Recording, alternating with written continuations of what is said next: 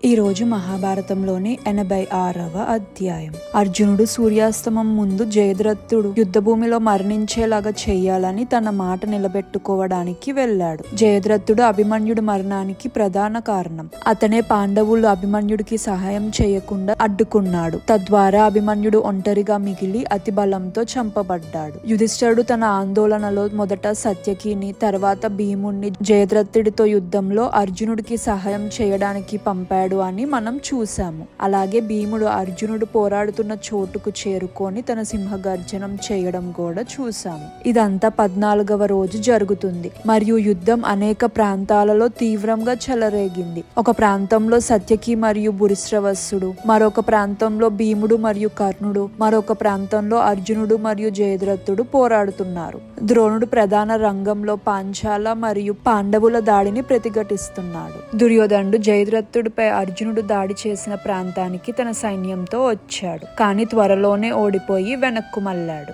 దుర్యోధనుడు ద్రోణుడితో ఇలా అన్నాడు: అర్జునుడు, భీముడు మరియు సత్యకి మమ్మల్ని ధీకరించి విజయవంతంగా జయద్రథుడి వైపు వెళ్లారు మరియు సింధు రాజుపై గట్టిగా దాడి చేస్తున్నారు. మీ నాయకత్వంలో మన యుద్ధ వ్యూహం చెల్లాచెదురు అవ్వడం మరియు మన ప్రణాళికలు పూర్తిగా విఫలం అవ్వడం నిజంగా ఆశ్చర్యం కలిగిస్తుంది. యుద్ధ విద్యలో గొప్పవాడైన ద్రోణుడు ఇలా ఓడిపోవడం ఎలా అని ప్రతి ఒక్కళ్ళు అడుగుతున్నారు. నేను ఏం సమాధానం ఇవ్వాలి? నన్ను మోసం చేశావు. దానికి ద్రోణుడు స్పందించారు: దుర్యోధన, నీ అపోహలు నిజం కావు. గతంలో జరిగిన దాని గురించి మాట్లాడడం వల్ల ఏమీ ప్రయోజనం లేదు. ఇప్పుడు ఏం చేయాలో అనే దాని గురించి ఆలోచిద్దాం. స్వామి, నాకు సలహా ఇవ్వడం మీ కర్తవ్యం. ఏం చేయాలని నాకు చెప్పండి. ద్రోణుడు ఇలా సమాధానం ఇచ్చారు: నాయన, పరిస్థితి నిజంగా తీవ్రంగా ఉంది. 3 గొప్ప సేనాధిపతులు మనల్ని అధిగమించి ముందుకు వెళ్లారు. కానీ వారికి కూడా మనలాగే ఆందోళన ఉంది. ఎందుకంటే వారు వెనక భాగం ఇప్పుడు మన వెనక భాగం లాగా దాడికి లోనైంది. మనం వారి 2 వైపులు ఉన్నాము మరియు వారి స్థానం సురక్షితం కాదు. ధైర్యంగా ఉండు. మళ్ళీ జయద్రథుడి వద్దకు వెళ్ళు. అతనికి మద్దతు ఇవ్వడానికి నీవు చేయగలిగింది చెయ్యి. నేను ఇక్కడే ఉండి మీకు అవసరమైనప్పుడు బలగాలను పంపుతా ఉంటాను. నేను పాంచాల మరియు పాండవ సైన్యాన్ని ఇక్కడ నిమగ్నం చేయాలి, లేకపోతే మనం పూర్తిగా నాశనం అవుతాం. దీని ప్రకారం దుర్యోధనుడు తాజా బలంతో మళ్ళీ అర్జునుడు జయద్రథుడిపై దాడి చేస్తున్న చోటుకు వెళ్ళాడు. కురుక్షేత్రంలో 14వ రోజు యుద్ధం ఒక కథనం. మహాభారత కాలంలో కూడా ఆధునిక యుద్ధ వ్యూహాలు ఏమాత్రం తెలియనివి కాదు అని చూపిస్తుంది. వ్యూహం ఒక ప్రయోజనాలు మరియు నష్టాలు ఆ రోజుల్లో కూడా పూర్తిగా అర్థం చేసుకోబడ్డాయి మరియు చర్చించబడినట్టు అనిపిస్తుంది. భీముడు కర్ణుడితో యుద్ధం చెయ్యాలని కానీ అతనితో ఎక్కువ కాలం నిమగ్నం అవ్వాలని కానీ కోరుకోలేదు. అతడు అర్జునుడు ఉన్న చోటుకి చేరుకోవడానికి ఆతృతగా ఉన్నాడు. కానీ రాధయ్య అతన్ని అలా చేయనివ్వలేదు. అతడు భీముడిపై బాణాలు కురిపించాడు. భీమసేనుడిని అడ్డుకున్నాడు.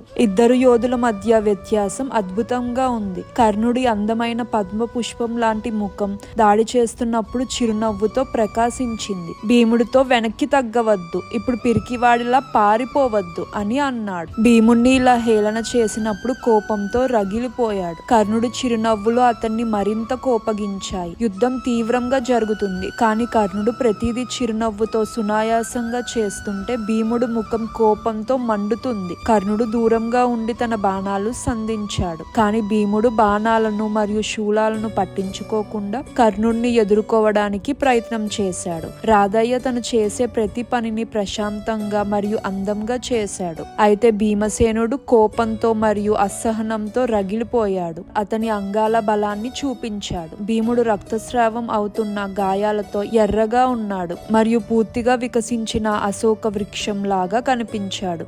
కానీ అతడు వాటిని పట్టించుకోకుండా కర్ణుణ్ణి దాడి చేసి అతని విల్లుని విరిచాడు మరియు అతని రథంని చిన్నాభిన్నం చేశాడు. కర్ణుడు కొత్త రథం కోసం పరుగులు వేసి వచ్చినప్పుడు అతని ముఖంపై చిరునవ్వు లేదు. కోపం అతనిలో ప్రారంభించింది. పౌర్ణమి రోజు సముద్రంలాగా అతను భీముడిని దాడి చేశాడు. ఇద్దరు పులుల్లా బలాన్ని మరియు దేగల వేగాన్ని చూపించారు మరియు వారి కోపం ఇప్పుడు విషసర్పాల కోపం లాంటిది. భీముడు తనకు మరియు తన సోదరులకు మరియు ద్రౌపదికి జరిగిన అన్యాయాలు మరియు అవమానాలు అన్నిటినీ గుర్తు చేసుకొని ప్రాణాలను లెక్క చేయకుండా పోరాడాడు. 2 రథాలు ఢీకొని మరియు కర్ణుడి తెల్లని గుర్రాలు మరియు భీముని నల్లని గుర్రాలు ఉరుములతో కూడిన మేఘాల్లాగా పోరాటంలో ఒకదానితో ఒకటి తలబడతా ఉన్నాయి. కర్ణుడి విల్లు విరిగింది. అతని రథసారథి తూలి కింద పడ్డాడు. కర్ణుడు అప్పుడు భీముడిపై ఒక ఈతను విసిరాడు. కాని భీముడు దాన్ని తిప్పి కొట్టాడు మరియు కొత్త విల్లుని తీసుకొని కర్ణుడిపై బాణాలు వేస్తూనే ఉన్నాడు. మళ్ళీ కర్ణుడు తన రథాన్ని కోల్పోయాడు. దుర్యోధనుడు కర్ణుడి పరిస్థితిని చూసి తన సోదరుడు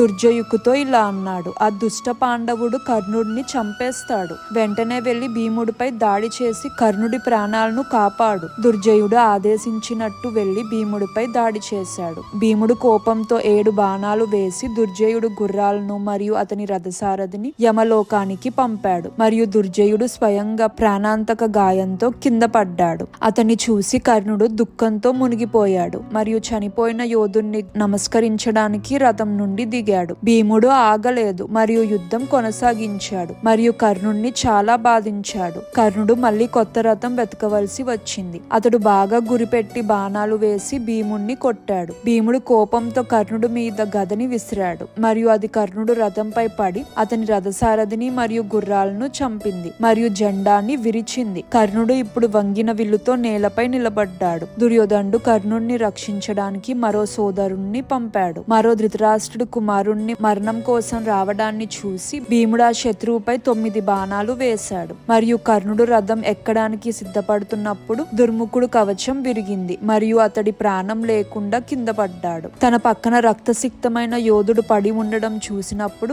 కర్ణుడు మళ్ళీ దుఃఖంలో మునిగిపోయాడు మరియు కొంతకాలం పాటు కదలకుండా నిలబడ్డాడు. భీముడు నిర్భయంగా కర్ణుడిపై తన దాడిని కొనసాగించాడు. అతని పదునైన బాణాలు కర్ణుడు కవచాన్ని చీల్చాయి, అతనికి నొప్పి కలిగించాయి. కానీ కర్ణుడు కూడా వెంటనే దాడిని తిప్పికొట్టాడు మరియు భీముడి శరీరం అంతా గాయపరిచాడు. అయినప్పటికీ పాండవుడు ఆగలేదు మరియు కర్ణుడిపై తీవ్రంగా దాడి చేశాడు. దుర్యోధనుడు సోదరులు చాలా మంది ఒకరి తర్వాత ఒకరు మరణిస్తున్నారు అనే దృశ్యాన్ని కర్ణుడు సహించలేకపోయాడు. ఇది మరియు అతని సొంత గాయాల నొప్పి అతని ధైర్యాన్ని కోల్పోవడానికి కారణమైంది మరియు అతడు ఓడిపోయి వెనక్కి తగ్గాడు. కానీ భీముడు తన శరీరం అంతా గాయాలతో ఎర్రగా మండుతున్న అగ్నిలాగా నిలబడి విజయ గర్వంతో గర్జించినప్పుడు అతడు దాన్ని సహించలేక మళ్ళీ యుద్ధానికి వచ్చాడు. మహాభారతంలో ఇంకా అనేకమైన విషయాలు మీకోసం ఉన్నాయి. తెలుసుకోవాలంటే సబ్స్క్రైబ్ చేసుకొని ఆల్ అని సెలెక్ట్ చేసుకోండి. నచ్చితే లైక్, కమెంట్ అండ్ షేర్ చేయండి. మన ఇతిహాసాన్ని అందరికీ తెలిసేలా చేద్దాం.